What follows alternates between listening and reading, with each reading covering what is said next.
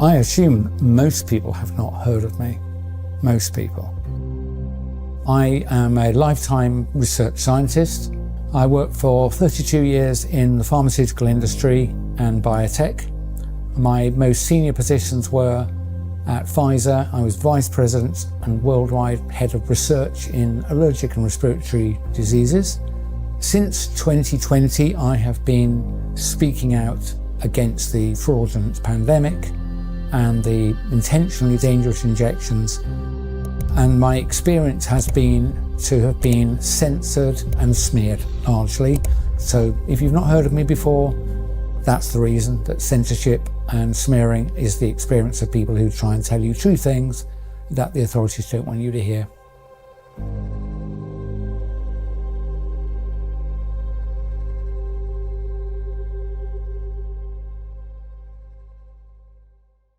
I don't want to give up because I'm, nothing to say, but I think I've said enough that if anyone's looking at what I've said or looking for me, they can find me easily enough. And if they're not, putting out another 10 videos or 100 videos is not going to reach them. So I think there'll be things for me to do.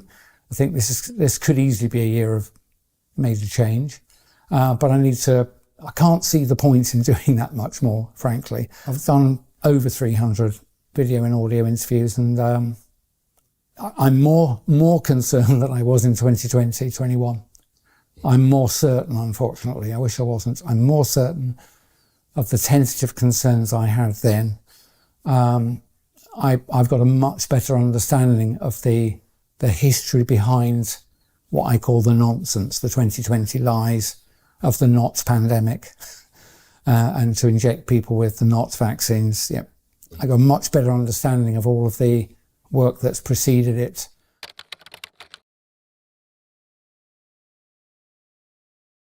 When I first spoke, when I did a major interview in 2021, I was at that point sure that there wasn't a pandemic, or at least whatever was happening had been deliberately and through planning exaggerated to frighten people.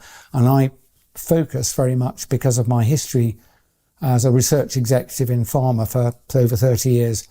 I was very concerned about the injections because I knew there wasn't a public health threat. So why would you want to be injected? My thinking has advanced quite a lot since then, which I may talk about later in this interview. But it's not possible for the injections to be of help to anybody. It's literally not possible. Every medicine, every molecule and atom and constituent of every medicine is in there because somebody chose to put it in there. Hopefully for good reasons, but they put it in there for a purpose, to stabilize something or make it big enough to swallow in the form of a tablet. If you just have the active ingredients in some drugs, it's too small to see. So you need to formulate it with what are called excipients. But when I spoke before, I could see multiple features in the so-called vaccines that was not necessary, even if I believed the lies about what I was being told about these things. Even if you believed them, it would not be necessary to incorporate certain features about them. And so my bottom line is, I think, and I'm well qualified to make this claim, probably better qualified than any other single person speaking out. They have been designed intentionally to injure, kill, and reduce fertility. I've never claimed it would do it to a lot of people or that it would be quick. In fact, specifically, I remember saying at the time, I don't think they want to risk injuring and killing too many people early on because people will spot it. What I expected once I started looking around and noticing other things, like there was a talk of electronic money, getting rid of cash. And there was talk of digital ID. I remember Tony Blair trying to do that in the 90s. And frankly, I joined the dots and I could see a world in which you were required to have digital ID, that cash was removed, so you had to spend only using digital money. And I thought, you know what? If I was the evil person, I would say that your digital ID will not be valid unless you're up to date with your injections. And I came across a document from the EU. It's called EU VABECO, VABECO. And it's a scheme that started in 2018. Bottom line is that the EU Commission anticipates a future in which every EU citizen has a digital ID whose validity is governed by whether or not they've been injected with the latest mRNA-based, quote, vaccine. So they anticipate regular injection for the rest of your life. That's, you know, if you, and the idea is it'll improve health and safety as you travel around, which is a lie. It's a lie. You being vaccinated doesn't protect anybody. In fact, I would recommend no one has any vaccines at all, from what I've discovered in the last year or so. But, you know, honestly, when have governments ever given a flying one about your health and safety? You must know that a claim that you must do something for your health and safety is what is called, it's an excuse, it's an ostensible reason.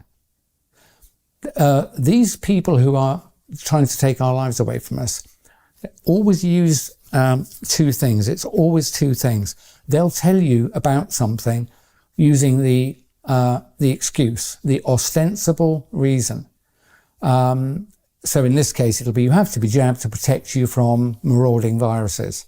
The real reason is I'm afraid they want to make you ill and kill you. That is the truth.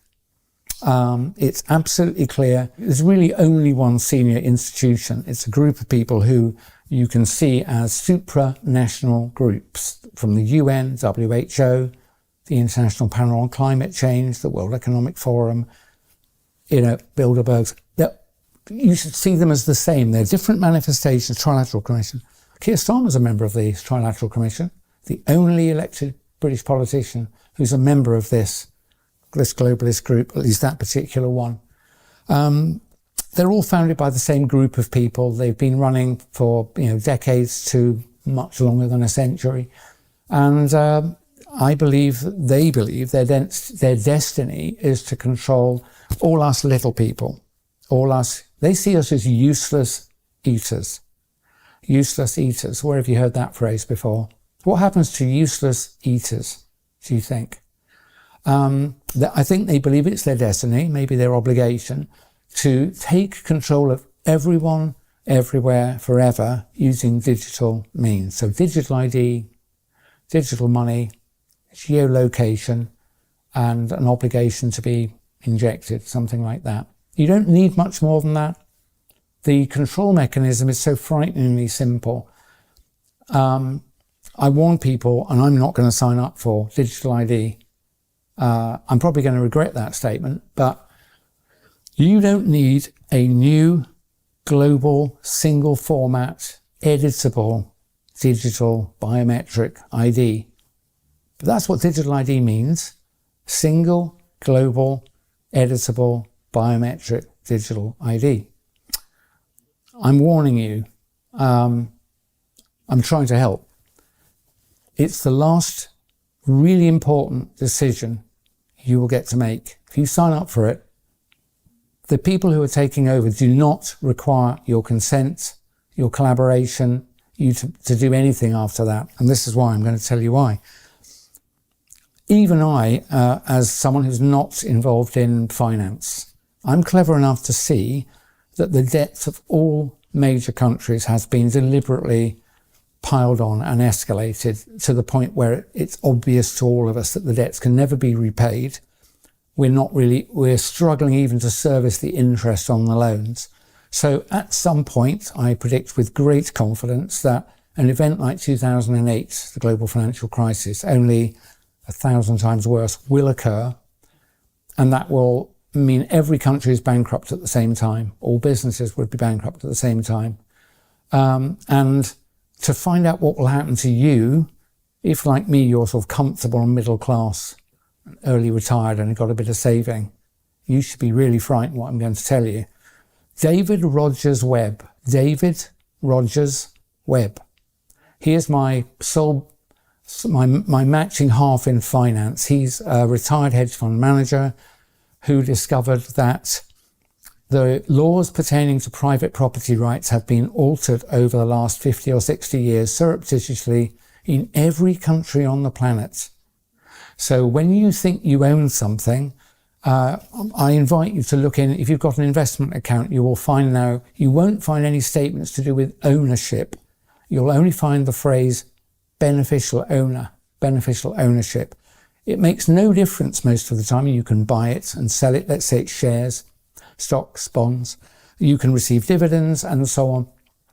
But the small print says, in the event of a large enough default, all the financial intermediaries who owe money to the people they borrowed it from, and then they owe money to the people they borrowed it from, in the event of a large enough default, the senior secured creditors, the people at the top, may seize the assets ever pledged as collateral by the layers below them. That includes your house, your pension, any stocks and shares you have in an account with an intermediary like Hargreaves Lansdown, AJ Bell and the like, JP Morgan. Basically, legal theft of all of your assets will occur, I think, within hours of a large enough financial crisis that I've just discussed. So even if you didn't think anyone was plotting against you, I think you would agree with me that, in fact, I factored in it when I was doing retirement planning. I assumed there would be at least one other 2008 during my life when I set out my affairs, so that I would probably be able to survive that. But we can't survive this. So yes, I think there will come a time between now and 2030 where legally all your assets will be stolen. I remember there's a lady called Catherine Austin Fitz, who's a finance lady. She says, I believe that possession, where we're talking about objects, not humans, but when it comes to objects, you really only own it if you can sit on it and defend it at the point of a gun. And I know she says it to get a laugh, but there is something to that. If you've left any assets with a third party, maybe you own some gold and it's in the bank. Maybe you do have, a large pension with a financial intermediary. Upon a large enough financial crisis that is being engineered, because, as I'll explain in a moment, look how useful this is. At the moment of that big enough financial crisis, all of the institutions will be bankrupt and all of the assets will be moved legally, stolen legally, and they will belong to the senior secured creditors, because those assets have at some point been used in a financial transaction. There's no point in you protesting that they haven't told you they've borrowed it and it's not really theirs. This has been tested in a major court in New York, where one financial institution was both the custodian and acting on behalf of senior creditors. So it stole the assets of another of its clients. And it went to court, and I'm afraid it was found that they were legally able to do that. So David Rogers Webb, a free book called The Great Taking, is my gift to you. You should go and read that. So that's part of the takeover. It is a takeover. It's a global coup. And I've explained that if you sign up for digital ID, it'll be the last really important decision you make, because your digital ID will be the only thing that your governments, institutions, and anybody authorized by those holding power will recognize you through. So you won't exist anymore. You'll be replaced by a QR code. You are not a number. You're an address to some resources. And that makes it particularly dangerous, because those resources can be edited. And one of those fields, for sure, will be your vaccination status. And I'm absolutely sure, because I've seen it written down in multiple documents, that your digital ID will only remain valid if you comply with the conditions of validity. So one of them will be, have you had your latest recommended or mandated jabs? And because of the fact that I'm qualified in toxicology and worked for decades with others in what's called rational drug design, when I look at these jabs, the constituents, I am certain, formally certain, that they were designed to hurt you. And so, the digital ID will lose validity unless you roll your sleeve up. You must see that's designed to injure and, I believe, ultimately kill you. But you won't be able to escape that, because all your money will also be associated with your digital ID. So let's say you've gone to a supermarket, you want to buy a drink and a sandwich. You'll beat them through and it'll say, how do you pay? And it'll say, present your digital ID. And the cash register, as it were, the cashless system, won't proceed until you show it your QR code. And if you're not vaccinated, and if that means your digital ID is not valid, it'll say, sorry, transaction refused. The merchant will not be able to sell you the product. So you can see how difficult this is. Now, a valid digital ID, just like a valid passport, is today required to cross a border. And I have no problem with a passport, of course. But I'd be pretty cross if to buy petrol I had to show my passport, or to buy a bottle of water I had to show my passport. But that is what's coming. You'll have to show your digital ID. If you said hurty words on the internet, you might find that your digital money doesn't work. If you're outside of your 15-minute zone and you're not authorized to be, you will not be able to buy anything. That's what's coming. It's the ultimate tool of slavery, the digital. It's called the digital gulag by other people. I think that's not a bad phrase. And the way to stop that happening is to put your foot down and don't sign up for it. If they tell you, say you're, if it's a government, they might say we're not going to give you benefits unless you sign up for digital ID. I can't help that.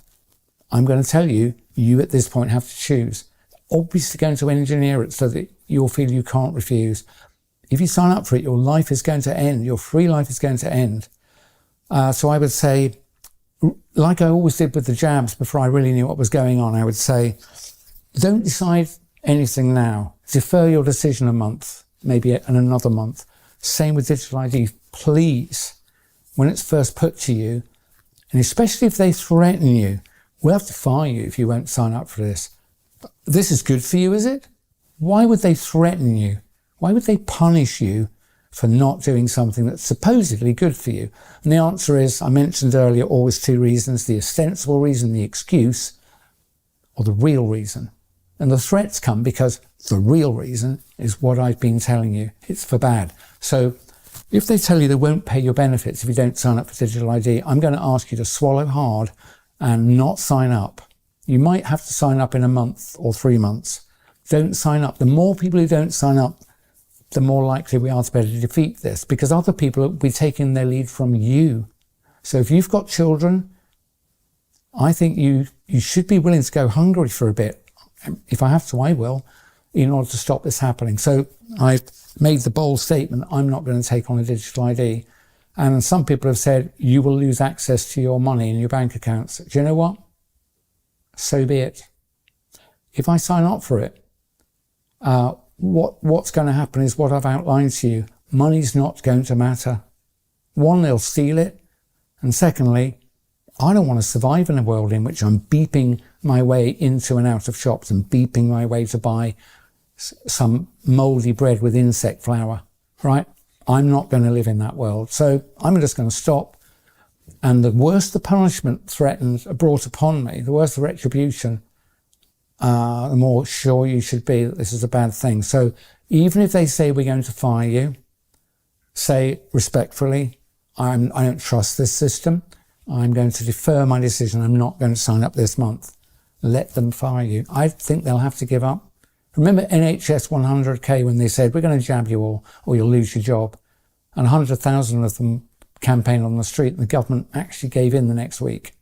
So there's enough power if we only just take our courage in our hands. And you only need courage when you're threatened. You need some courage now. You need some courage now. I'm not frightened. I don't look frightened because I'm not frightened.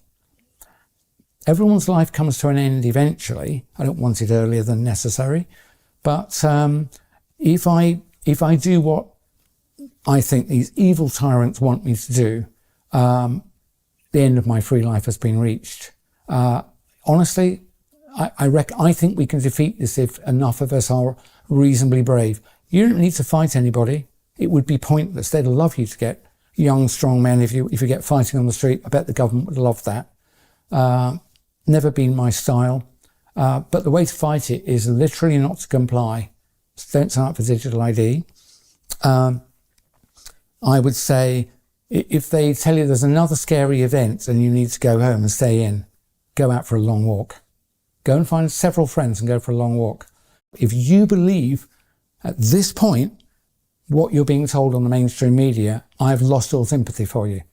So you don't have to do the research I've done, and you don't have to be a conspiraloon at this point to work out that something very bad is happening. So don't let them inject you with anything, is my recommendation.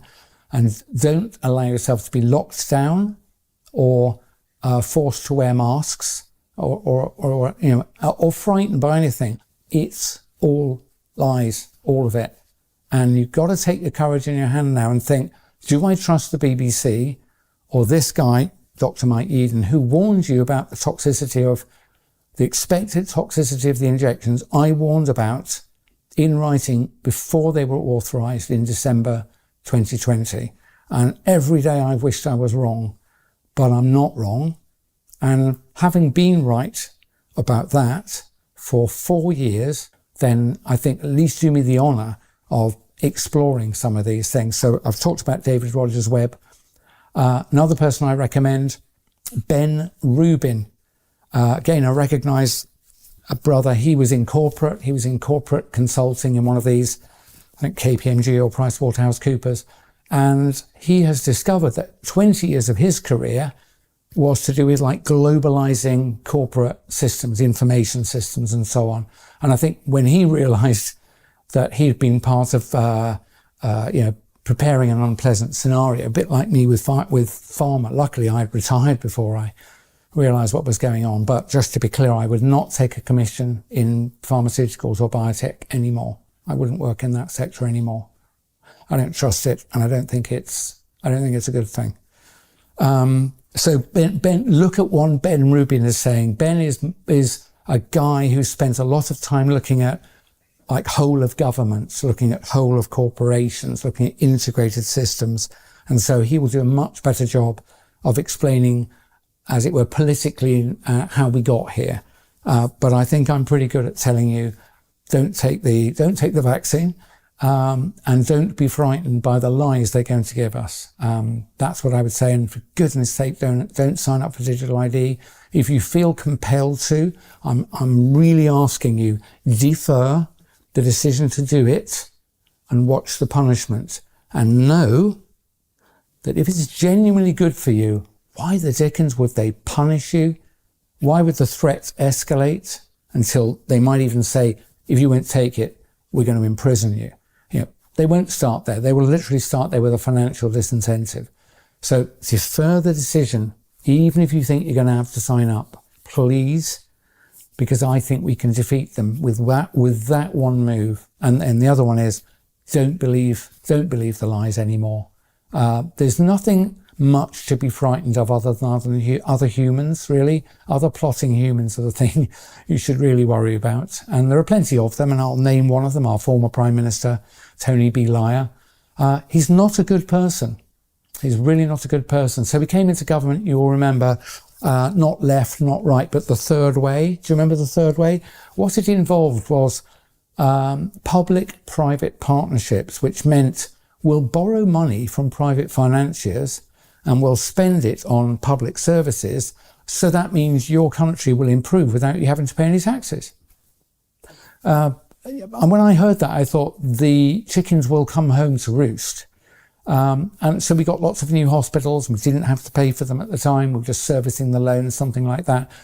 Chickens have come home to roost. The country now has enormous structural debts. And I think debt repayment it's either the second or the third largest item on the budget already. It's more than we spend on education. Next year, it'll be even more. And, it will become the largest budget item if the country survives long enough. So Blair, we voted him in. Blair has, all the other countries in the West have been guided to do this. So they've all borrowed so much money that they are effectively bankrupt. There's probably no hiding from that, but let's not make it easy for them. So yeah, they bankrupted the country and they've hidden that, but it's very clear to people like David Rogers Webb. And I anticipate we'll have other scares, like, honestly, if they tell you about bird flu, it's like a chicken with a cold. You know, have you ever seen a chicken with a cold? Have you ever seen them coughing, sneezing? Birds don't get flu. Birds do not get influenza. They don't. They do not get influenza. Spend 5 minutes looking at the bird, the respiratory tract. Look at the lungs of a bird. And you realise it's so different from a mammal's lungs. It's like you would realise why they can't get colds or flu. So they're lying to you about these illnesses. Birds can get sick, but they haven't got flu, and it's not contagious. So, and the PCR test is a measure of nothing. It's fraud. And when they tell you, oh, we found bird flu in a flock in Aldermaston or something, they will have used PCR, which is fraudulent, to get that result. And they could make the birds sick in any number of ways just by treating them badly. If they overcrowd them, that will make them sick. If they stress them, that will make them sick. And if they then come in and test them, they can claim bird flu in the flock. Then they can kill all the birds. And then they can say, oh, look, bird flu is going around. Then they'll lie and say, first case of bird to human transmission. It doesn't even exist because, like I told you, birds don't get colds. Birds don't sneeze. Have you ever seen a bird coughing? Please, you must know they're lying to you. And I wouldn't think monkeys get pox either. Really. They're hairy. Anyway, I haven't looked at that one in any great detail. But what I have looked at since I last gave a substantial interview, this one's often very difficult. When I was younger and I was taught biology and so on, so I didn't work in virology. So I remember being taught things and then I remembered them. And I'll come back to what knowledge is in a minute. So I was taught that colds and flu are caused by submicroscopic infective particles called viruses. That's what I was told. They float around, you inhale one, if you're susceptible, you get a cough or you get a cold, whatever it is. And that model seemed okay. I didn't work in the field, so I never examined it again. And this is an example. I'm asking you to ask yourself what you know, what you really know. I've had to do that I thought I knew quite a lot, and I've realised over the last 5 years I don't really know anything. So knowledge. I think there may be multiple kinds. I'm not a philosopher, but there's at least two different kinds. One is things you know because you yourself have done the work. Maybe if you grew some crops or had cared for an animal or another person. Things you know from things you've done personally. You've verified them. Then there's the other knowledge, which is most of what we call knowledge, which is, I would characterize it as someone told you and you chose to believe them. If you ask yourself honestly about what you know, how much of what you know belongs to the second group? Someone told you and you chose to believe them. I think it's most. So I had to be humble, not the big man, big clever scientist. I realized most of what I've been taught is a lie. Wasn't an easy thing to come to grips with. Partly why I wouldn't work again in the sector. I couldn't even do an honest job because I don't trust the literature. But here's the thing. So I was told this is how flu and colds work, that flu and colds were due to submicroscopic infective particles called viruses. And that you caught them from another person, you could give them to a person. That's what I was told. That's the model. That's the scary thing they tell you. That has been tested in formal settings. A clinical trial in a case like this would involve volunteers who have got colds or flu spending a few hours in a room with a healthy person. And then the two people would go their separate ways and the experimenters would follow up the healthy person over the next days and weeks. Now, if transmission was occurring, you would expect over time the people who've spent a few hours with someone with a cold or flu would get colds and flu more often than the people who didn't spend time in the room with the person with cold and flu. And they had matching controls. People spent time with someone who was perfectly well. So they were the controls. They went off. The people who spent time with a person with a cold, they went off. And here's the thing. For 100 years of these clinical experiments, the people who spent a few hours with the person with a cold or flu got colds and flu no more often than the people who spent a couple of hours in the room with a well person. contagion of acute respiratory illnesses does not happen. Now, many of you will protest and think, I'm certain I got it from my brother-in-law, or I gave it to my workmates. I will say those observations are consistent with contagion. They're not proof of it. There is another explanation, and I don't have the whole answer, but I believe I've got a good alternative. If you, a person who gets headaches, especially a migraine, when you've got a migraine, how often do you ask yourself, I wonder who gave me that migraine? Who did I catch that headache from? You'll probably think, what are you talking about, Yeadon? Everybody knows that you don't catch them, you develop them, whatever. How about this one then? If you're unfortunate enough to have angina, maybe occasional chest pain, maybe from stress, maybe from you're not very fit. The next time you get pain in your chest, do you think, I wonder who infected me with that angina? It's like, no, the headache and the chest pain result from things going awry inside you. Equilibrium's being lost inside you.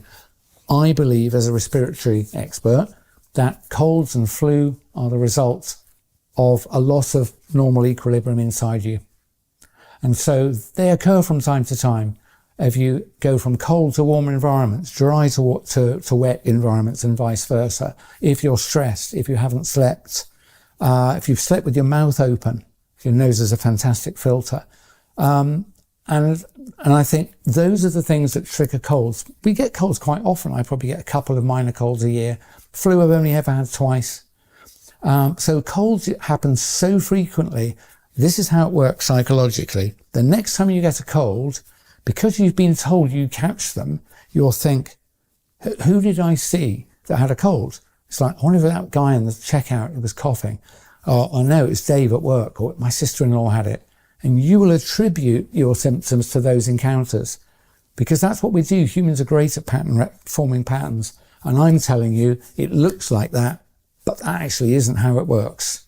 And so next time you spend time with someone with a cold and flu and don't get a cold in the week or so afterwards, remember, Mike did tell us you don't catch these things from other people. So, that means you shouldn't be frightened if they lie to you and said that there's a bird flu or, influenza or whatever it was called, COVID, because it doesn't work like that. These diseases do not work like that. They're normal illnesses. Your experience of them is a good guide to what will happen to you if you get one, which is mostly you spend a few days feeling a bit rubbish and then you get better. If it's flu and you're not old and ill, you might have several days where you're really unwell and in bed, but then you get better. So honestly, there's nothing to be frightened of but your other human beings. Do not get vaccinated. Contagion is a lie. You don't have to be paranoid. They really are after us.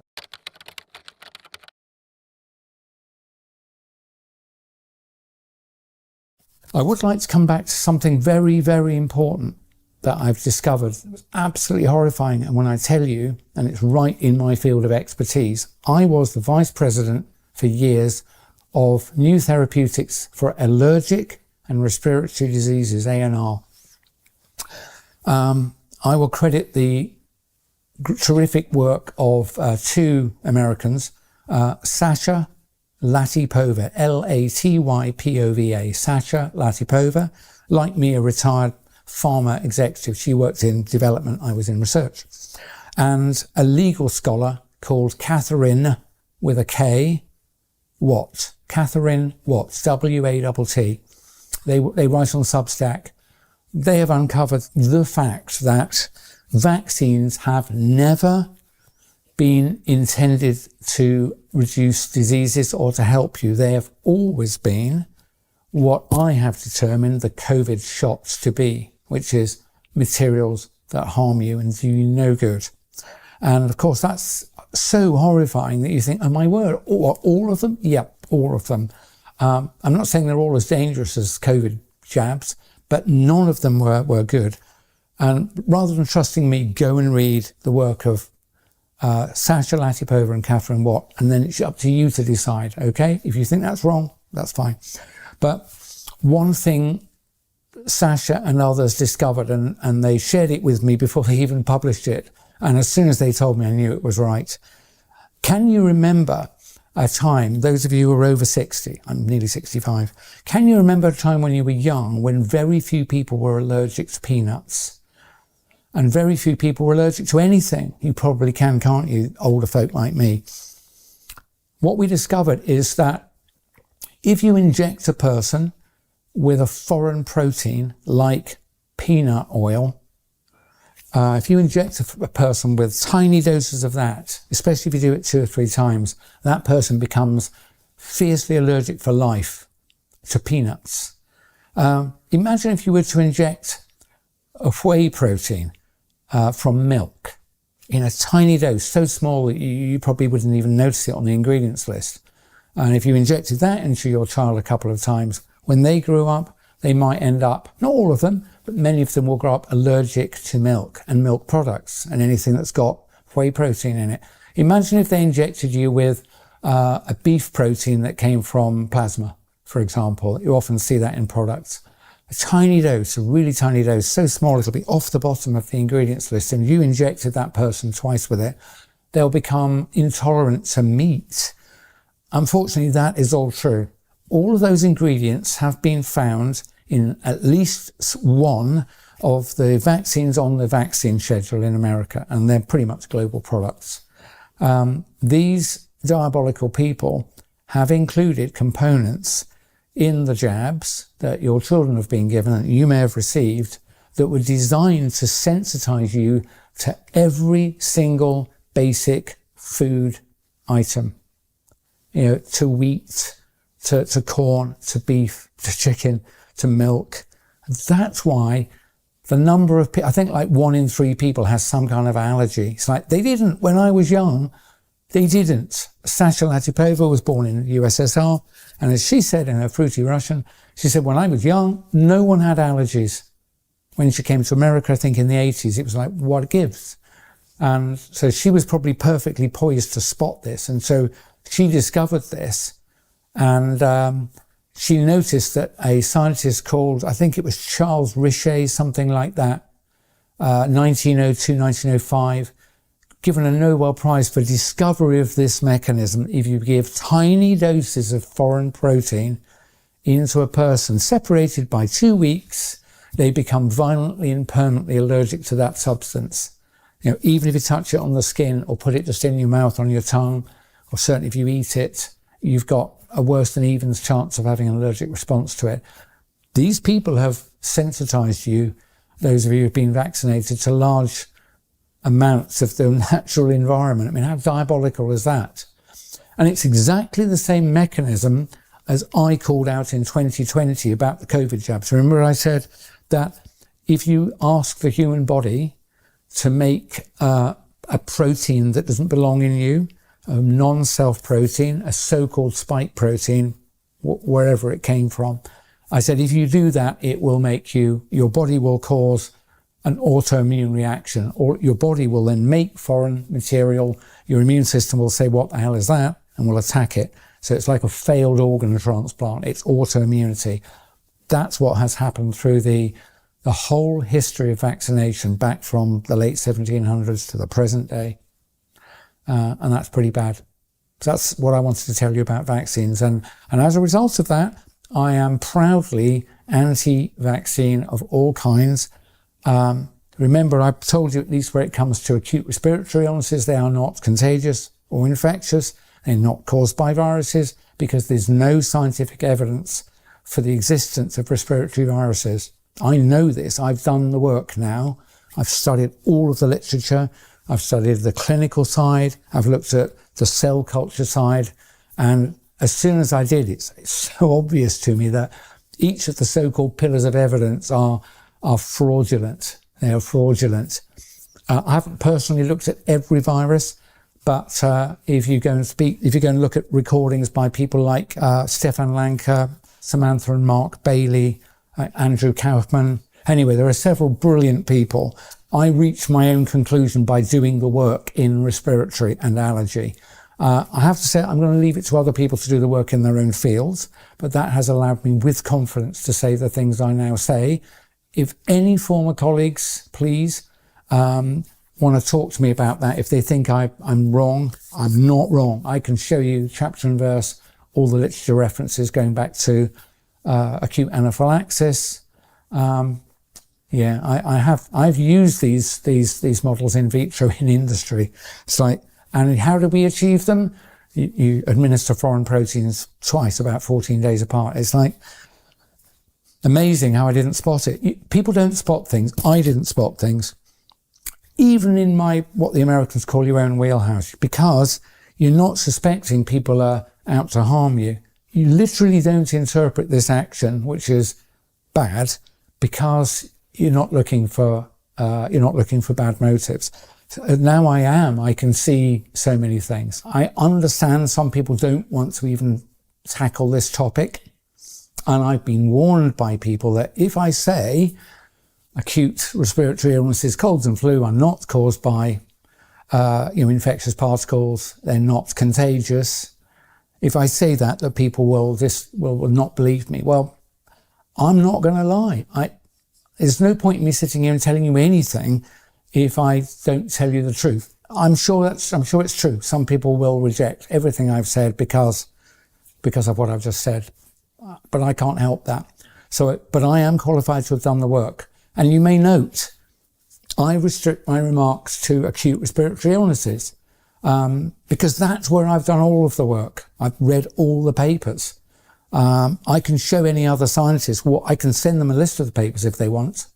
So if someone thinks, no, he's wrong, if you're a qualified scientist and you think I'm wrong, contact me and we'll have a phone call and I will send you the papers. And I think you will have to conclude, as I do, that contagion isn't a thing.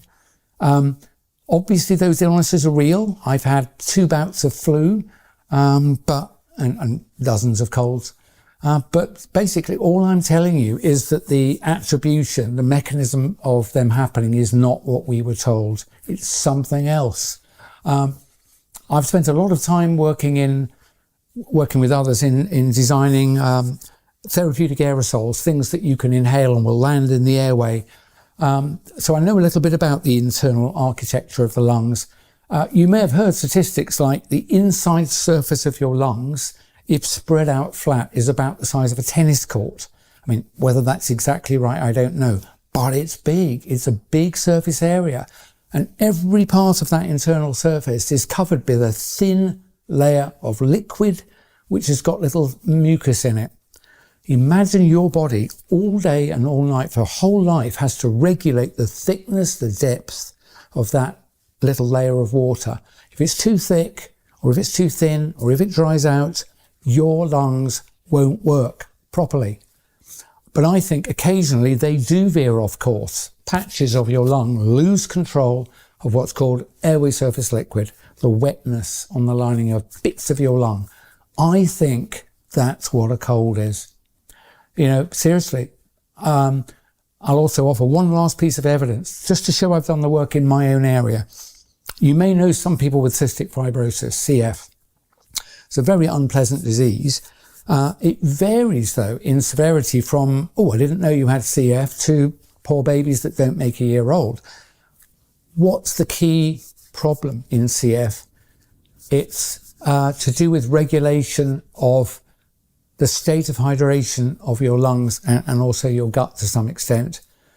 People who made adulthood with cystic fibrosis, not the most severe cases. What's the most common thing that happens to them? They get colds very often. They can't regulate the airway surface liquid layer very well because the cystic fibrosis problem they've got, that's part of the machinery for regulating it, is broken. When I thought of that, I thought, oh my word, that is why. So basically your health excursion, getting worse and then getting better again, is very similar to the episode that some people with cystic fibrosis have, because I think it's fundamentally the same mechanism. It's not caused by floating particles called viruses. It's caused it's not a conscious thing, but when you lose control of the balance, it's called homeostasis. When you lose control of the balance inside health of your lung. You might just get a scratchy throat, bit of a cough, and you bounce back. Oh, I thought I was getting a cold there.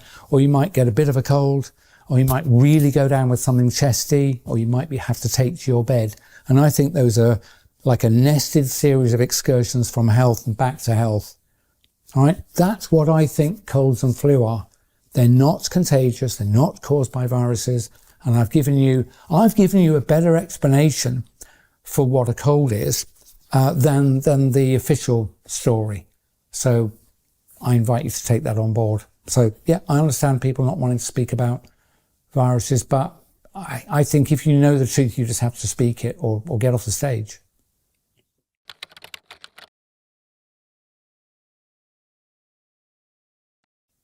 In many interviews, I've been keen to tell people that there wasn't a pandemic, there wasn't a public health emergency, there was nothing unusual happening. Sometimes I'll refer to the numbers of people, going into hospital or dying of things, but I've got something that I think is more useful. In order for an emergency to be declared, like a fire or like a shark approaching a public beach, holiday beach, would you agree with me, ladies and gentlemen, that before you would call out the fire engines, you'd probably be smelling smoke somewhere, someone would be, or a smoke alarm will go off. Before you would call shark alerts and get everybody off the beach, you would think someone would have seen a fin, yeah? Or someone in a helicopter said, hey, I can see some sharks approaching the beach. What I'm telling you is before an emergency is called, there is already an event at some level that someone is able to see, to detect, and warn you about, and you think, oh, that was really good that they warned us. In the case of the pandemic, that nice man at the WHO, Tedros, clever he may be, but he's not a fortune teller. He doesn't have foresight. He hasn't got long-range binoculars. He's not got a time machine. In order to declare a pandemic, which I think he did in 2020, March, whatever it was, he has to have some evidence of that. There's a little problemette, ladies and gentlemen. Not just me, but Dennis Rancourt in Canada and many other researchers have looked for signs of illness, respiratory illness, which surely would be growing somewhere in a small way in order that the WHO from their Siemens exhaustive position could aggregate all that data and go, oh my word, it looks like there's something like a pandemic beginning.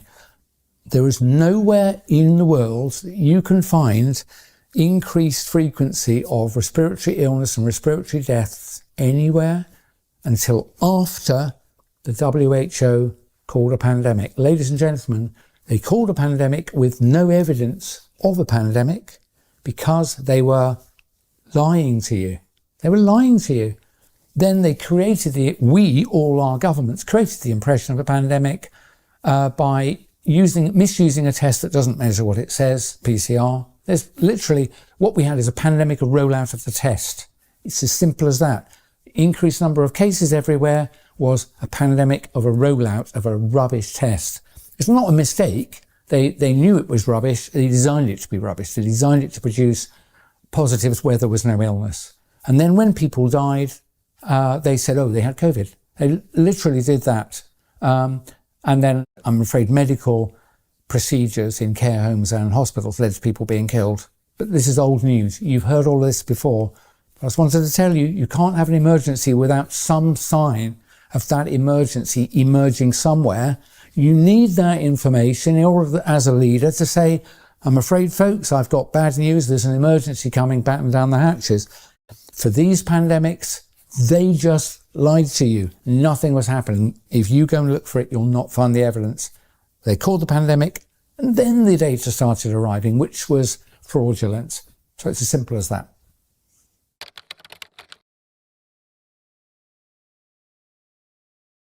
If you do nothing else, have a look at, the Club of Rome, the Trilateral Commission.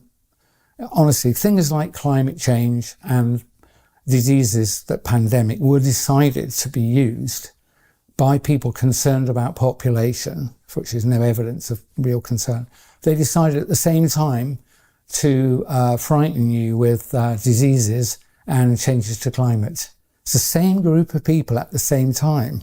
And after that, there was a diaspora of propaganda. Honestly, people might say you're not qualified, but I'm very qualified to read the scientific literature and to find my peers. So I've found at least 3 or 4 people who've spent longer in atmospheric science and climate than I've spent in pharma R&D, and there is no question that there is no significant change to the climate of the world since pre-industrial times. Some people think it's a degree warmer or so. We're not sure. We weren't measuring it very much. Honestly, where do you think they got the temperature data from when there were virtually no thermometers? And they weren't calibrated to each other, and no one checked what the records really said. So this idea that they know it's 1.5 degrees, it's a lie. The temperature of the world has changed much more than that, repeatedly in geological history, much more than that. But the key thing you should know is there is no connection between CO2 in the air and the temperature of the surface, by which I mean, because people say, oh, it's a greenhouse gas. It's like, yeah, we don't live in a greenhouse. A greenhouse is a closed system. If you modify CO2 in the atmosphere, a pretty much open system, all that happens is the bits that are warmed transfer their energy to other atoms, and then they radiate them back out into space. The reason we know this is that there are ice cores from deep polar ice that have been looked at by several independent groups. What they all show is, yes, temperature has modified over time. Atmospheric CO2 has modified over time. Here's the important information. Changes in temperature always preceded change in atmospheric CO2. Atmospheric CO2 moves in response to the change in temperature. Warm water doesn't hold as much CO2. The seas are big. There's a lot of volume of the sea, so there is a lag. But after temperature of the air has warmed up, after a large lag, the sea warms as well. It releases some of its CO2. Everybody knows a fizzy drink loses its bubbles, which is CO2 dissolved. It loses its spheres when it warms up. So you know what I've just told you is true. Warm water holds less CO2 than cold water. When the Earth warms due to changes in solar output, modification of our non-circular orbits, alteration of the angle of the Earth to the solar ecliptic, any of those things and maybe others, whatever it was that makes the Earth warm or cool, the CO2 movement takes place afterwards and in the same direction. So all of this fear-mongering about burning fossil fuels, adding CO2, and that will change the Earth's climate, it is a lie. And they're lying to you to frighten you and to get you to accept, for example, restriction on internal combustion cars. Given what I've just told you is true, why would you not have 100-year-old technology that's being refined and is the exhaust coming out of very good cars today is cleaner than the air coming in through the intake in any city that's a bit grubby. It's that good. Catalytic converters, nitric oxide converters as well in things, especially in diesels, computer-controlled fuel injection, stop-start. They're literally the air coming out. You can't smell petrol when you walk around London. When I was a kid in a big city, my eyes would stream from the raw petrol pouring out from the cars. So there's no justification for restricting the use of cars, petrol cars. You know the restrictions with electric vehicles, but my conclusion from watching other people who understand engineering, the push for EVs is nothing at all to do with getting you into an EV. It's to get you out of your internal combustion engine car. And the the zero emission vehicle mandate that our government has specialised in, which requires automotive manufacturers to sell a higher and higher proportion of their total sales as EVs each year, the effects of this will be to destroy, to bankrupt and reduce the mass manufacturing conglomerates, people like Volkswagen, Audi Group, Ford, and so on. They will be bankrupted. Now, they may be collaborating with World Economic Forum or not. It doesn't really make any difference. The quick example of Volkswagen, Audi, they're not allowed to sell the number of cars we would like to buy, petrol and diesel, because the company and the main dealers know that they'll be fined £15,000 a car if they don't sell 28% as EVs. So they're going to restrict, and they are already restricting, petrol and diesel sales, and it's only 2025.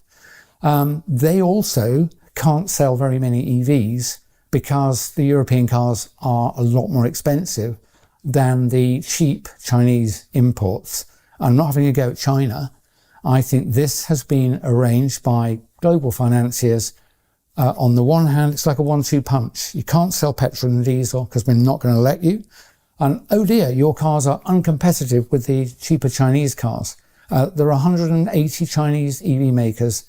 At the moment, I think 1 or 2 is profitable. And I saw a press report from the trade press that said by the end of this decade, 7 to 9 of them will be profitable and the rest will have gone. What that tells you is someone is willing to spend hundreds of billions of dollars to manufacture cars, I would suspect, at a loss in order that they can be delivered to Europe at a loss in order to destroy the mass manufacturing capability of Europe. And as a result, it'll be, oh dear, there are simply not enough cars to go around anymore.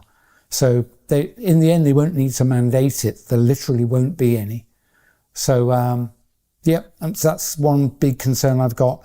You might think, why would I comment? I like machinery. I commented before that I like wrenching, spannering my own vehicles, cars and bikes mainly. And I was filmed in 2020 in my bike shed. So I've paid attention at least to automotive changes.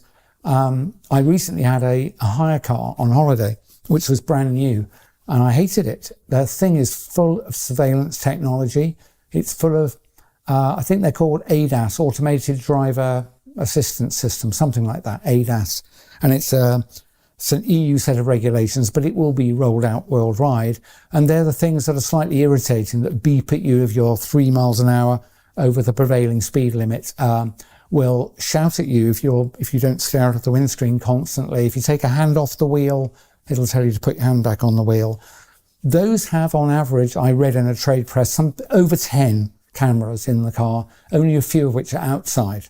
Most of the cameras are facing inside and facing you. You are being recorded at all times that you're driving. It's so one of them focuses on your eyes so that it's checking whether you're looking through the screen, whether you're tired or not, if your blink rate slows. And this is not to assist you. This is ultimately to ensure that you will not be able to control and drive your own car. So let's give you one example. You must have heard of 15-minute cities, even if you think it's a conspiracy theory. Just imagine your 15-minute city is a radius of, say, 3 miles from where you live. It might be that much in bad traffic. With these always-on cars that are connected, what do you think will happen when your vehicle crosses the edge of that 15-minute boundary? I know what's going to happen when it is turned on. The vehicle will probably slow down. It probably won't stop immediately, but it will be disabled. It'll go into limp mode and you'll only get into first and second gear. They're not going to allow you to drive out of the 15-minute zone in a modern car. And there are so many other things. That's called geofencing. Geofencing, one word. Go and look it up. I know personally somebody whose car was updated as a favour from a dealer, and when she got it back, being a lawyer, she happened to notice that she had to accept new terms and conditions. And she had plenty of time, she went through the terms and conditions. And one of them was, when you say OK, you will allow the manufacturer and the authorities to activate geofencing software in this car. That's what they're going to do. So, and that will ultimately be probably related to your things like your digital ID. Otherwise, where do they know where you are? Well, with the car, they know where the car is. But they probably want to associate the owner of the car. They'll know who's in it because your face is in multiple cameras. So they'll know who's in it. If you try to cover your face with a mask, I suspect the car won't start, if that isn't already incorporated. If I was an evil person, I'd design that. And you can assume that whoever's running this are more evil than me and more imaginative. Is this the world you want? It's not the world I want. Honestly, I would detach the internet, turn it off, and jump up and down on all the digital devices if I could, yeah, lots of things would become inconvenient, but it's a much better world. And what's crucial about that world is it cannot be taken over by a small number of people. These digital devices are essential for the global coup d'etat, which started in 2020. Without that digital technology and the ability to communicate with you, to alter what your mind is thinking about, what you pay attention to propagandize you, and ultimately to regulate you through digital ID. Without that, they couldn't do this, all of this control. People say, oh, why do they want to do it? It's like, I don't know exactly. I used the example in several previous interviews that if you witnessed an assault of several people were attacking someone on the pavement, and you phoned the police and said, there's an ongoing attack and I'm worried a guy's going to be killed. I've seen a flash, which I think is a knife. Will you get someone here straight away? The police go, wait. And before we come out, we need to know what the motive is for the attack. It's like, see, asking why they're doing it is an understandable question, but it's not material to whether it's actually occurring. It is occurring. I don't know exactly why they're doing it. I don't know. I think they're deeply evil people who feel entitled to control the life of people like you and me, who they regard as profane, useless eaters. That was a phrase used by Mao, by the way, before he took steps, which led to the deaths by starvation of hundreds of millions of people. I think these people have absolutely no difficulty in taking steps that will lead to the deaths of hundreds of millions of people. It's been done repeatedly. And these people are entirely comfortable in doing it. And they are doing it. So I've said to people, you didn't know that the injections were dangerous initially. You do now. Anybody who rolls up their sleeve now and has an injection, I have no sympathy for you whatsoever. I know that's an unpleasant thing to say, but I'm not trying to be a diplomat here. If you are so stupid and uninformed that you will allow yourself to be injected again, I have no sympathy for you.